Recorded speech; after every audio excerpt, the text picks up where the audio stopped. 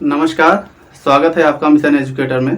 पिछले वीडियो में हमने बात किया था भारतीय भूगोल के अंतर्गत जो कि उसकी अवस्थिति व विस्तार पे। आज हम भारत के भूगोल पे एक महत्वपूर्ण टॉपिक है जो कि हिमालय से संबंधित है। हम आज उसके निर्माण व उसकी अवस्थिति या उसकी कुछ विशेषताओं के बारे में बात करेंगे। तो चलिए देखते हैं सबसे पहले उसके निर्माण के बारे में, जिसमें कुछ भूगोलवेत्ताओं ने अपना अपना मत दिया है। जैसे कि सर्वप्रमुख हैं वेगनर साहब, अल्फ्रेड वेगनर, जिन्होंने महाद्वीपीय विस्थापन का सिद्धांत दिया था, जिसके अंतर्गत जो महाद्वीप हैं अर्थात सभी महाद्वीप पहले एक गोले के समान थे तथा जिन्हें सुपर कॉन्टिनेंट कहा गया। जो महाद्वीप गोले के समान थे उन्हें सुपर कॉन्टिनेंट कहा गया तथा जिन्हें पैंजिया भी कहा गया। और इसके चारों तरफ विशाल जलराशि थी जिसे पैंथालासा कहा गया। तो सुपर कॉन्टिनेंट जिसे पैंजिया कहा गया और इसके चारों तरफ जो जलराशि इकट्ठा थी उसे पैंथालासा कहा गया। तो जो सुपर कॉन्टिनेंट था अर्थात पैंजिया था वो सियाल का बना हुआ था। सियाल मतलब सिलिका और एल्युमिनियम का बना हुआ था, जबकि जो पैंथालासा था वो सीमा का बना हुआ था, सिलिका और मैग्नीशियम का। जिसके अंतर्गत पैंजिया में विस्फोट हुआ तथा उसके अंतर्गत दो भाग उसके विखंडन हुए, जिसमें लॉरेंसिया तथा अंगारा लैंड। लॉरेंसिया जिसको हम अंगारा लैंड भी कहते हैं और दूसरा दक्षिण की तरफ जिसका हुआ उसे गोंडवाना लैंड कहते हैं। अर्थात भारत गोंडवाना लैंड का भाग है जो दक्षिण में पड़ता है,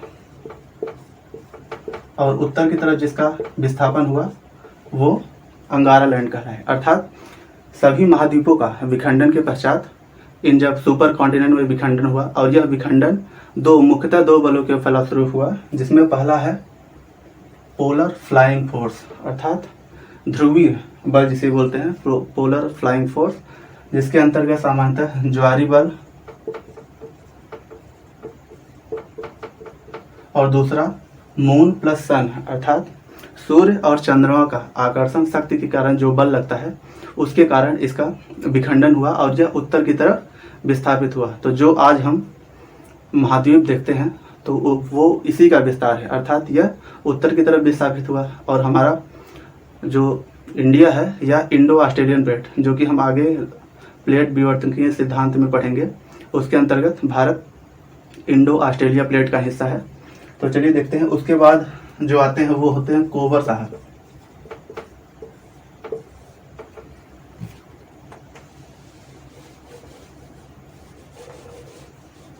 वेगनर जो कि जर्मन जलवायुवेत्ता थे, और कोवर ये भी जर्मन भूविज्ञान शास्त्री थे।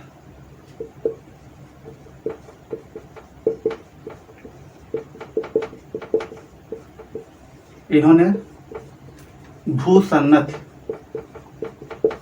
सिद्धांत दिया। कोवर साहब ने भूसन्नत सिद्धांत दिया। इनके अनुसार आज जहाँ पे हिमालय है वहाँ पे पहले कभी टेथिस सागर हुआ करता था। अर्थात यहाँ पे जहाँ पे हिमालय है वहाँ पे टेथिस सागर हुआ करता था।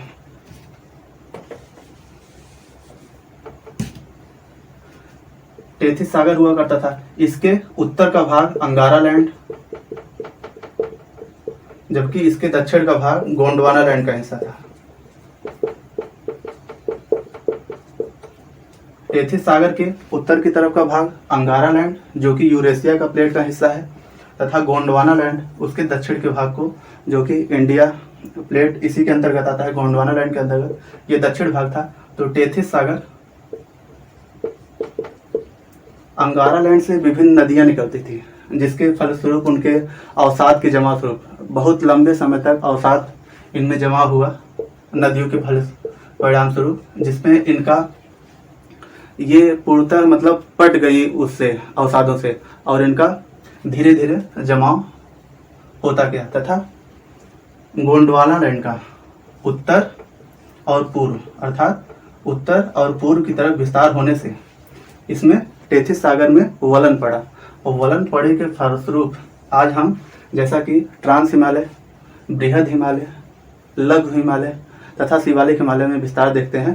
ये विभिन्न कल्प में होते हैं, जैसे कि गोंडवाना लैंड और अंगारा लैंड के फलस्वरूप तैतीस सागर में वलन के फलस्वरूप जो निर्माण हुआ है पर्वत का वो हिमालय है। उसके बाद बात आती है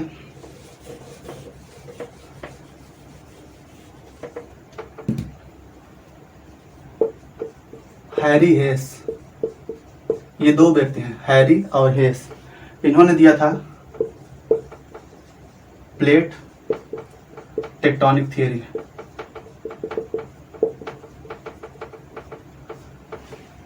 प्लेट टेक्टोनिक थियरी हैरी हेस ने दिया था, जिन्होंने बताया कि आज जो पृथ्वी के भूगर्भ में जैसे कि हम बात करते हैं कि यह एक ठोस पदार्थ था। ठोस पदार्थ मतलब कि 7 प्लेटों में विभाजित था। इन्होंने बताया कि पृथ्वी के भूभाग में 7 प्लेटें हैं जिनमें विभिन्न महाद्वीप या महासागर स्थापित हैं, और किसी महाद्वीप या महासागर का नाम उस प्लेट के आधार पर नहीं पड़ा है। सिर्फ एक महासागर है जो हम बात करेंगे आगे, उसका नाम ही है ऐसा जो प्लेट के नाम पे पड़ा हुआ है। तो 7 प्लेटें हैं जिन्हें हम 7 मुख्य प्लेटें हैं, और छोटी प्लेटें भी हैं, लेकिन जो मुख्य हैं उन्हें समझ लेते हैं। 7 मुख्य प्लेटें कौन कौन सी हैं? सबसे पहला प्लेट है दक्षिण अमेरिका प्लेट, अर्थात दक्षिण अमेरिका जिसपे आज स्थित है वो है दक्षिण अमेरिका प्लेट। उसके बाद आता है उत्तर अमेरिका प्लेट, इसके बाद अफ्रीका प्लेट,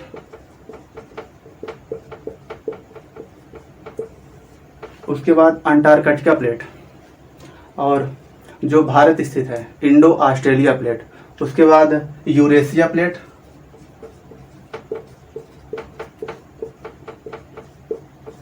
इसके फलस्वरूप एक और प्लेट है जो कि परिप्रशांत प्लेट कहा जाता है, जिसे परिप्रशांत प्लेट कहा जाता है। तो ये 7 प्लेटें हैं जो मुख्य हैं, जो मुख्य 7 प्लेटें हैं। इसके अंतर्गत विभिन्न सभी मुख्य प्लेटें शामिल हो जाएंगी, तथा जो प्लेटें हैं छोटी प्लेटें हैं जैसे कि नजका प्लेट हो गया, कैरेबियन प्लेट हो गया जिसपे कैरेबियाई देश बसे हुए हैं उत्तरी अमेरिका के आसपास, तो वो कैरेबियन प्लेट, छोटे छोटे जैसे फिलीपींस प्लेट हो गया। तो अलग अलग देश छोटी छोटी प्लेटों पे बसे हुए हैं, तथा मुख्य 7 प्लेटें हैं। तो ये था हिमालय के निर्माण से संबंधित कुछ बातें।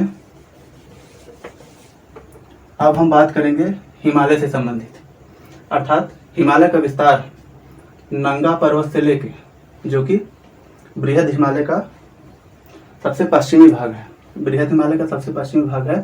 हिमालय का विस्तार नंगा पर्वत से लेके नामचा बरवा, जो कि लद्दाख में इस समय पड़ता है, जो चाइना का हिस्सा है, नामचा बरवा तक इसका विस्तार है।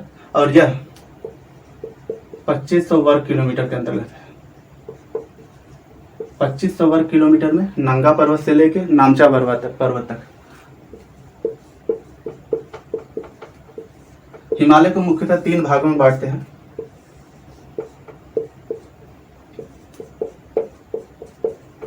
ट्रांस हिमालय, बृहद हिमालय, जिसके अंतर्गत मध्य तथा शिवालिक हिमालय भी आते हैं।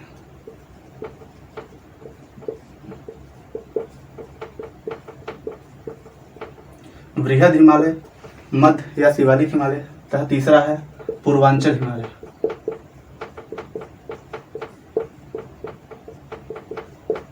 तो हिमालय का विभाजन 3 स्तरों पे है: ट्रांस हिमालय, बृहद हिमालय, मध्य या शिवालिक हिमालय, पूर्वांचल हिमालय। तो सबसे पहले आता है ट्रांस हिमालय।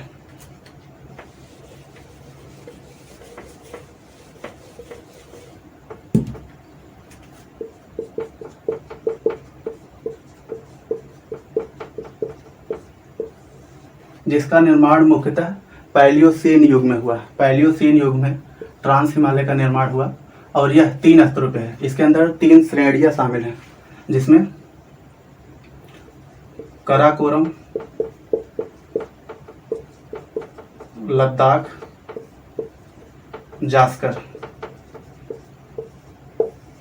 काराकोरम आप देख सकते हैं जिसपे K2 अवस्थित है, भारत का सबसे ऊंचा पर्वत जो भारत में है। हालांकि ये अब पीओके का भाग है, लेकिन भारत इसे अपना अभिन्न हिस्सा मानता है। तो भारत के अंतर्गत सबसे ऊंची चोटी जो है वो काराकोरम पे स्थित केटू है, जिसका विस्तार सबसे उत्तर में है तथा इस पे विभिन्न जल राशियां या ग्लेशियर स्थित हैं, जैसे कि सियाचिन जो जिसपे सबसे ऊंचा सैनिक अड्डा स्थित है। विश्व का सबसे ऊंचा सैनिक अड्डा इसी सियाचिन ग्लेशियर के पास स्थित है, जिसपे वियाफो, बालतोरो, इस पर अन्य ग्लेशियर स्थित हैं। हालांकि ग्लेशियर के बारे में हम आगे बात करेंगे विस्तार से, देख लेते हैं। उसके बाद आती है लद्दाख श्रेणी। लद्दाख की सबसे ऊंचा पर्वत जो है वो है राकापोसी, और यह विश्व का सर्वाधिक ढाल वाला पर्वत श्रृंखला है। सर्वाधिक ढाल वाला पर्वत चोटी है और पर्वत श्रृंखला है राकापोसी। राकापोसी पर्वत चोटी है, जबकि लद्दाख पर्वत श्रेणी है। और जो लद्दाख पठार अर्थात लद्दाख पठार विश्व का सबसे ऊंचा पठार है। ये लद्दाख पर्वत श्रेणी के अंतर्गत आता है, जिसका पूर्वी विस्तार कैलाश है। कैलाश या मानसरोवर झील आपने नाम सुना होगा, तो कैलाश इसी लद्दाख पठार का विस्तार है और यह तिब्बत का भाग है इस समय। उसके बाद आता है जास्कर। सिंधु नदी जो कि काराकोरम और लद्दाख के मध्य बहती है, तथा शोक नदी वो जास्कर और लद्दाख के मध्य बहती है।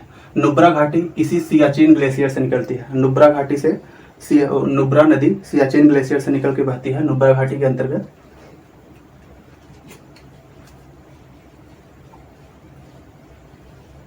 अब आगे बात करते हैं बृहद हिमालय के बारे में। हिमालय सामान्यतः जो कि बृहद हिमालय है, ये पश्चिम में इसकी चौड़ाई ज़्यादा है, अर्थात इसकी जो चौड़ाई है वो पश्चिम में ज़्यादा है और उसकी अपेक्षा पूर्वोत्तर में कम है।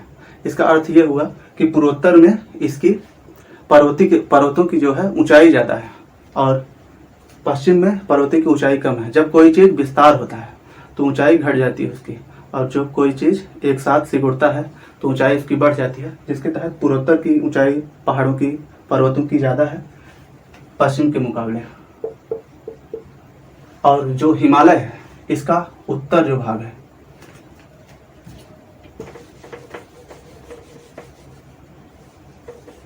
हिमालय का जो उत्तरी भाग है जिसमें अवतल स्वरूप का है, और जो दक्षिणी भाग है उत्तल स्वरूप का है। इसका अर्थ यह हुआ कि हिमालय उत्तर की तरफ अर्थात लद्दाख की तरफ, तिब्बत की तरफ, लद्दाख की तरफ, तिब्बत की तरफ इसका जो ढाल है वो मंद ढाल है।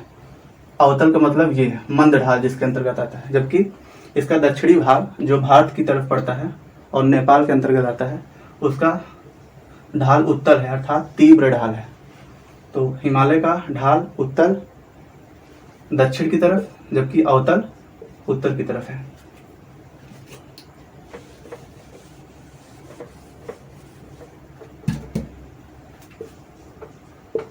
बृहद हिमालय का 3 विस्तार है, जिसके अंतर्गत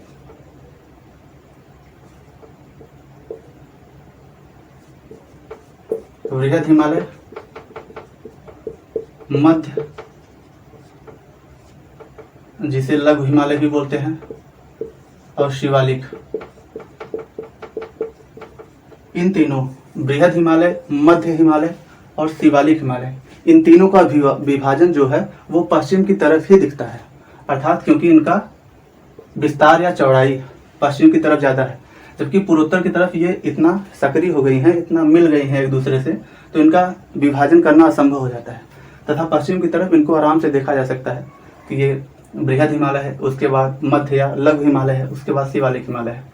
इसका जो पूर्वोत्तर विस्तार है वो नामचा बरवा पर्वत है, जो कि तिब्बत के अंतर्गत आता है, तथा सिक्किम के पास डाफला तथा बोमडिला श्रेणियाँ स्थित हैं। इसकी कुछ अन्य श्रेणियाँ हैं, जैसे कि पटकाई बूम,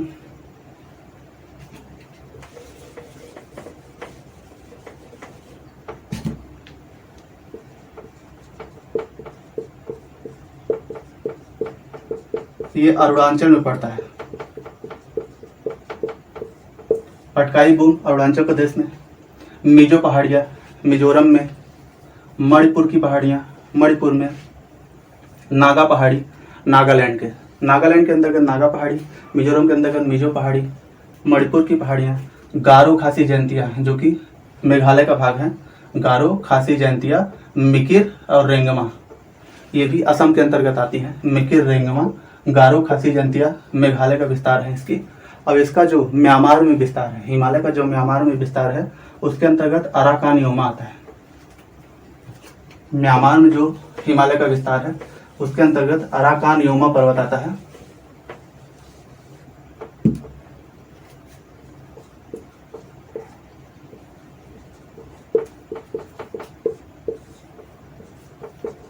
बृहद हिमालय, लघु हिमालय, शिवालिक हिमालय,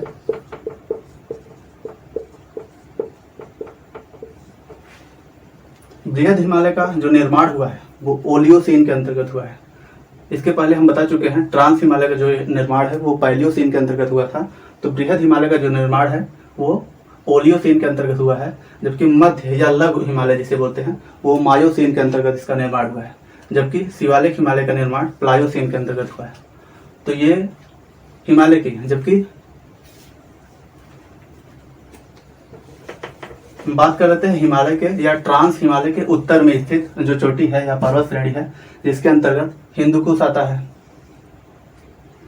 सुलेमान की पहाड़ियां आती हैं, नाम सुना होगा आपने, जो पाकिस्तान में पड़ती हैं, सुलेमान की पहाड़ियां, पामीर गांठ जिसे पामीर का पठार भी बोलते हैं, ये कुनलुन जो कि तिब्बत का भाग है, कुनलुन पर्वत श्रेणी और हिंदुकुश पर्वत श्रेणी दोनों का मिलन बिंदु है, जिसे गांठ बोला जाता है। जब दो पर्वत श्रेणियां आपस में आके मिलती हैं, जैसा कि भारत के दक्षिणी भाग में देखा जाता है कि पश्चिमी घाट और पूर्वी घाट जहाँ पे आके मिलती है वहाँ नीलगिरी पर्वत है, तो इसे गांठ भी बोला जा सकता है, जहाँ दो पर्वत श्रेणियां आके मिलती हैं।